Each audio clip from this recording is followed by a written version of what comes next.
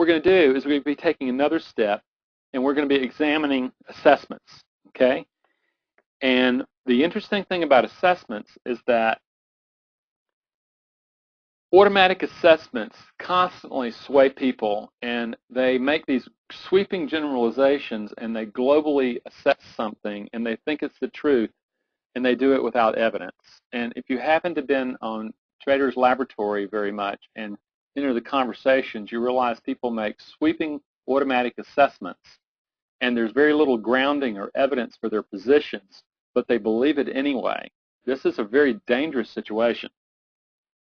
What happens here, using observation, as you get into the assessment, you're going to be asking a couple fundamental questions, and here they are. And I want you to write these down. I was actually looking at this today, and I realized this is not in your homework. When you're doing the assessment, and it's a negative assessment, an automatic assessment, there are two fundamental questions. Who is judging, and who is reacting? This is what you're going to find when you make these global assessments that are negative. Fundamentally, an assessment is a performance-based evidence of competence within a domain. The moment that it moves from assessing competence within a domain by evidence, you are no longer using assessment as an effective tool. You are using it as a globalization of a characterization of the self. Okay?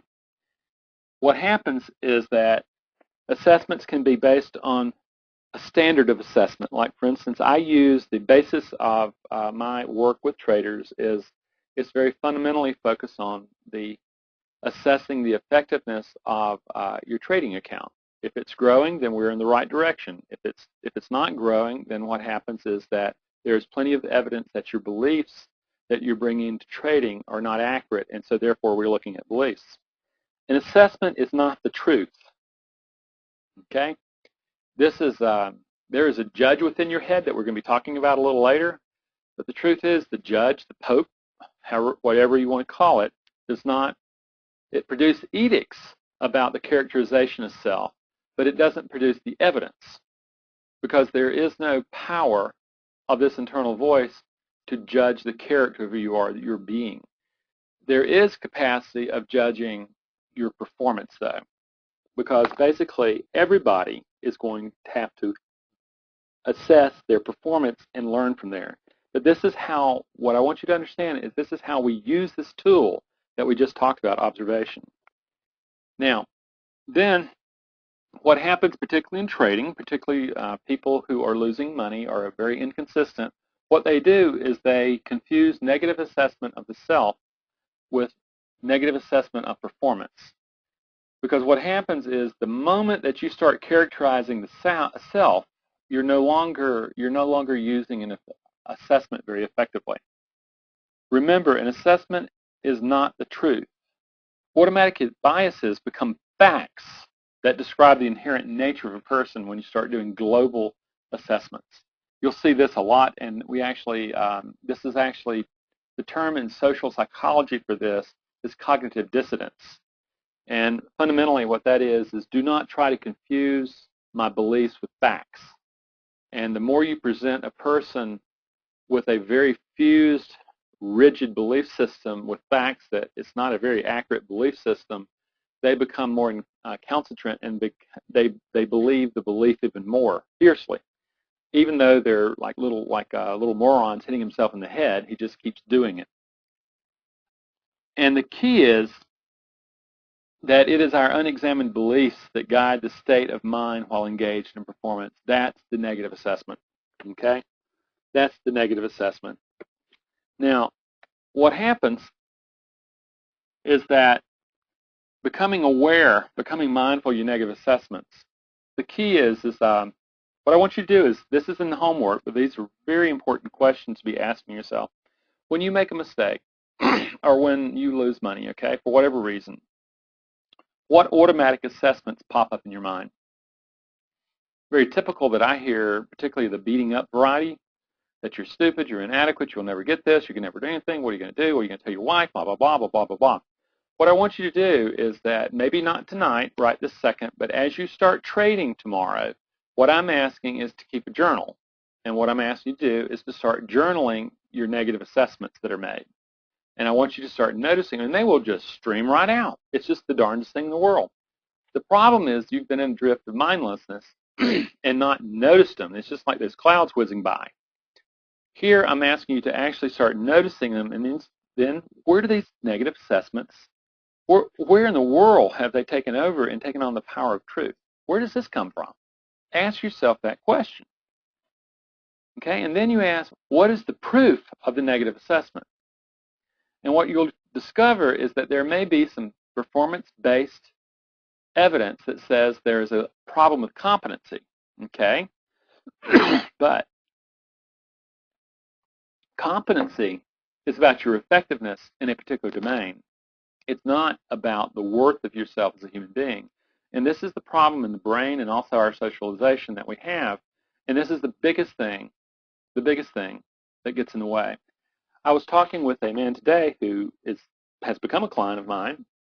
And what happens is he's a very bright man. He's got a Harvard MBA, and it's just incredible what he's done. And what happens is that he says, you know something, no matter what I do, I never measure up. He grew up in a family with brothers, and he was the third child and a little late, and they were doing all these really powerful things. And as a young kid, he just felt like he had to measure up, and he had to do better and do better. And when he started trading that trait, which by the way helped him tremendously in the corporate world climb up the ladder, but unfortunately when it got applied to trading, it really got him in trouble because he started grading his performance in trading with his worth as a human being.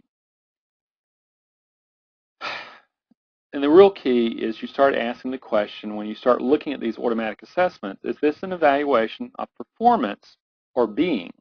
This is the big question, okay? And then the question becomes, who gave the power to the assessment to judge you? This is, as long as you stay mindless, the unfortunate problem is that the judge living within you is going to continue to harp. And this is what has to be taken offline. Because what happens is that your automatic assessments, these biases, they become the unexamined beliefs that guide your trading. Okay, that's the trick. The supplementing beliefs transform an evaluation of performance into a judgment of your being. Who in here has not experienced that? You make a mistake. It may be a really, a rookie mistake. It could just be, telephone rings. It could be a distraction. It could be anything. And a mistake in trading is made, and you no longer perform in a peak performance mode, and then you lose. Ultimately, then you start listening to, is it an attack on the performance or is it an attack on the being?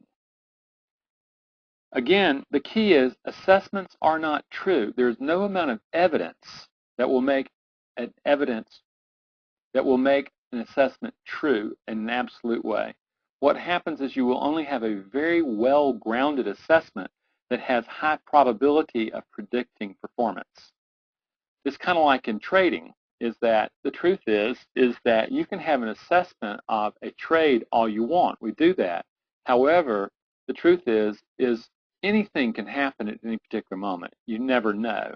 No matter how well grounded, how much evidence you have of the assessment, it doesn't mean it's the truth. Every trader has learned that. The problem, though, is unexamined in mindlessness, they become the truth of who we are. And then, understand, no amount of evidence makes an assessment true. It's only a well-grounded assessment within a particular domain. And an assessment is about performance. It's not about being. However, this is the ultimate confusion that we have as human beings. Our performances often become reflections of what we think of as the worth of our being. And here, my friends, as we go into the next stage, this is the 4 self-limiting beliefs that we're going to be looking for. And if you are trading inconsistently, okay, you can darn well be sure that one or all in some combination of these self-limiting beliefs are part of the matrix of your performance. It is learning how to deal with these particular elements This is the difference between a warrior who goes in and says, there's some things I need to fix about myself, but that at the bottom of it, I have inherent worth, that it is worth me fixing these things, rather than making a global assessment that it's useless, I can't change. Okay? The first belief is a sense of inadequacy. I'll never be good enough, I'll never be smart enough, I just can't make mistakes. Mistakes are proof of my inadequacy. And the truth is that as long as you are held by a self-limiting belief masquerading as thoughts in your mind, then what happens is that they are going to go undetected. These have to be rooted out, they have to be observed, they have to be challenged. And most likely, they will either have a cultural voice or they'll have a parental voice. That's usually the way this stuff works, okay? Then, particularly for men, a sense of not mattering.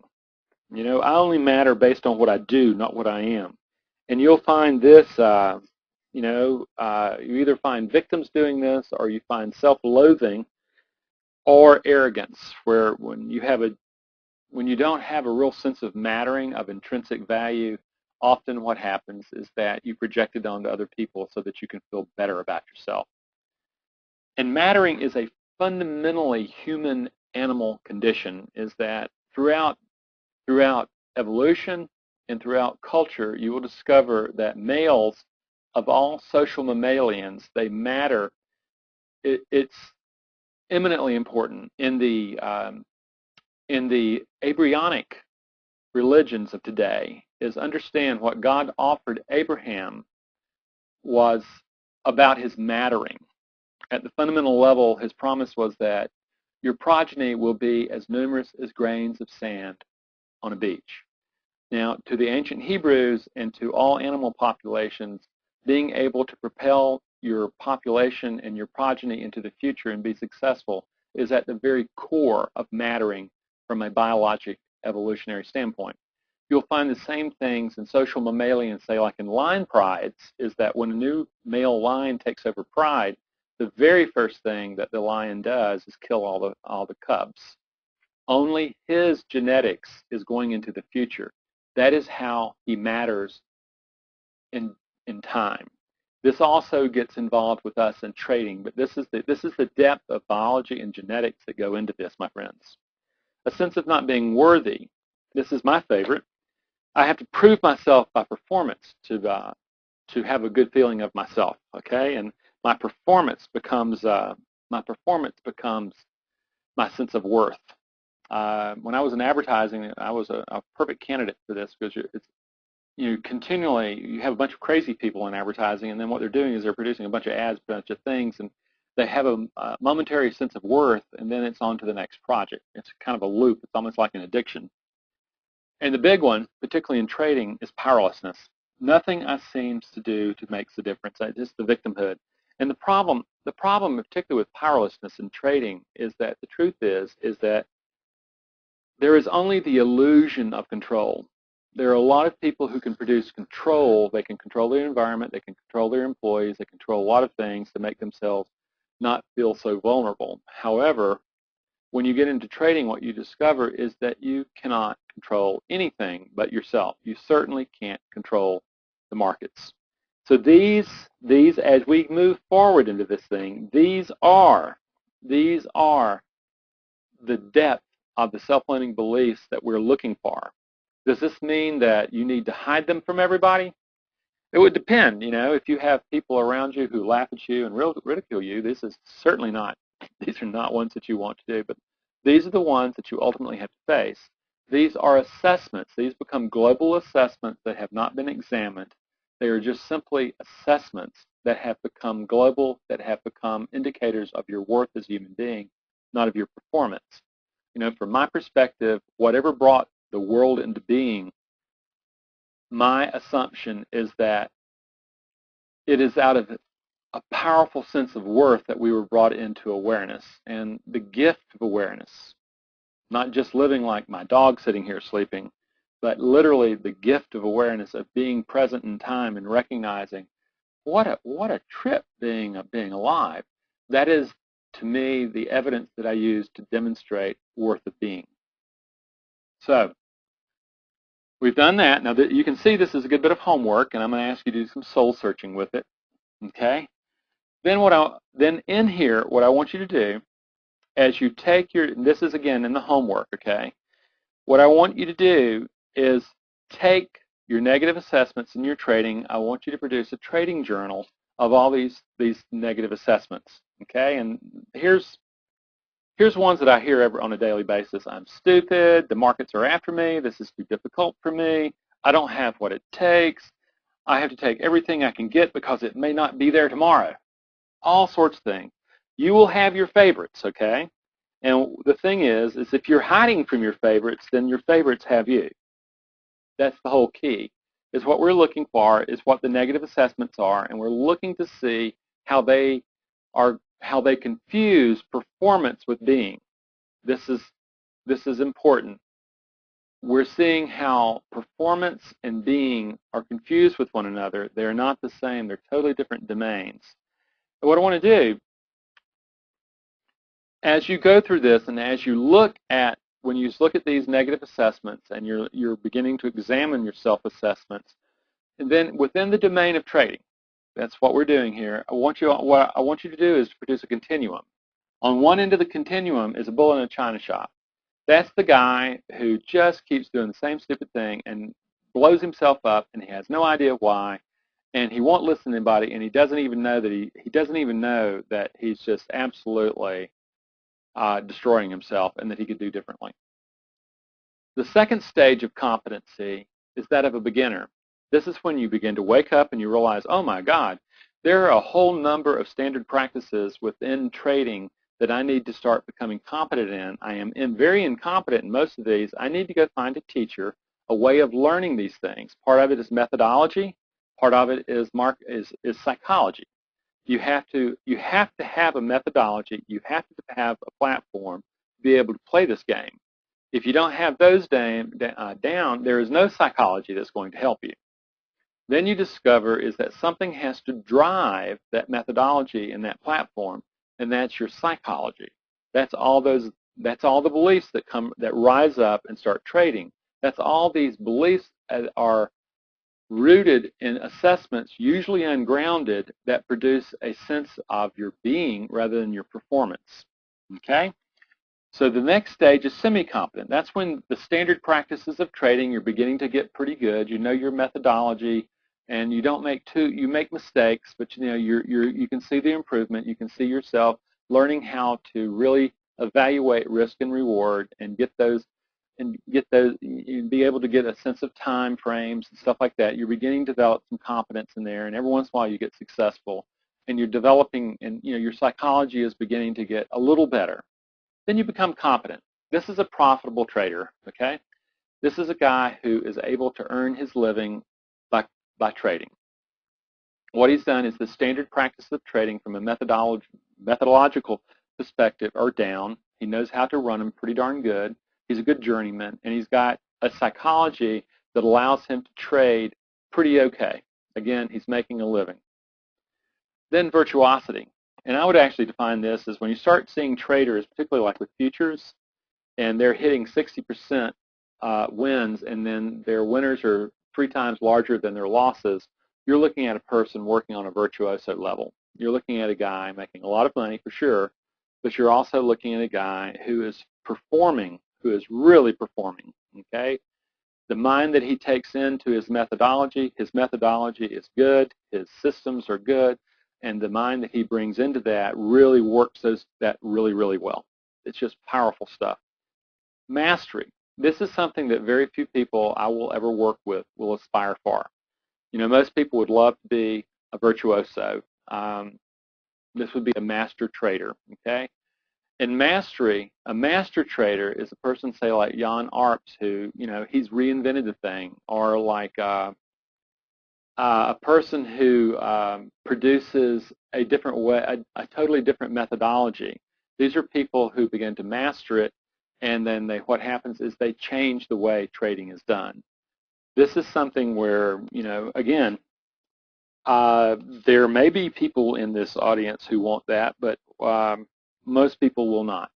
What I want you to do is start grading yourself in terms of your level of competency okay, to perform in trading rather than grading yourself as a sense of your adequacy, your worth, your mattering, or your power. We're just saying that you're going to do it in two domains, within your method and then your psychology. You know, the thing is method can be taught. Psychology, as I hope you're beginning to see, can be built. So there you go. Now, so we've done that. Now, does that make sense to everybody? Okay, where we're taking an assessment, then we're applying the assessment to performance, not to being, and then we're taking the performance and we're grading it on a competency level rather than as a global assessment of your worth as a human being. We got that? Let me know if that doesn't ring true to you. So, in the homework, and here, this is basically what it is. What is the assessment? Okay? Then you ask the question, what is the evidence that supports the assessment? And then, what is the self-limiting belief that the global assessment reveals? This is important, my friends. And this will take courage because we're all built to avoid conflict within ourselves. The truth is that it is conflict all the way to the core. As long as trading remains management of uncertainty, what you're going to have is conflict to the very core of the being. And the key is that what you're doing is you are looking for the self-limiting beliefs that don't allow you to enter this conflict of uncertainty with the right mind. That's the whole thing. That's what has to be worked on. Then you ask the question, what does the assessment reveal about the competency of my performance? This gets you back on the scale of competency rather than some globalization of your performance or of your worth as a human being. And then, powerful question, instead of running from a negative assessment, what you do is, what can I learn from the assessment? This is the powerful part. This is the power, because it's just like fear. When fear triggers or anxiety triggers, this is where you learn. This is not where you run. This is where you learn. You need to move forward into that fear and start saying, what are the dynamics here? What is the self-limiting belief behind that fear that does not allow me to manage uncertainty in a proper way? And the last thing, then you go and you ask this question. Who gave the assessment the power to judge my being? This is the homework. And again, it's going to be in your process. It's going to be in your journal that you got. This is the process that I'm going to ask you to start going through in your trading, and this becomes your trading log. And part of your trading log, but it becomes the psychology part of your trading log. We're just simply trying to root out the negative assessments that are working incognito as beliefs, okay? So, ultimately, what we're really doing is we're putting a framework to reevaluate self-assessments regarding your competencies in trading. And my question to you is this: what becomes possible when you separate performance from judgment of your being? And I would love some comments, but it's not necessary. The thing, though, is that this is the big kahuna. This is the part that, as you start separating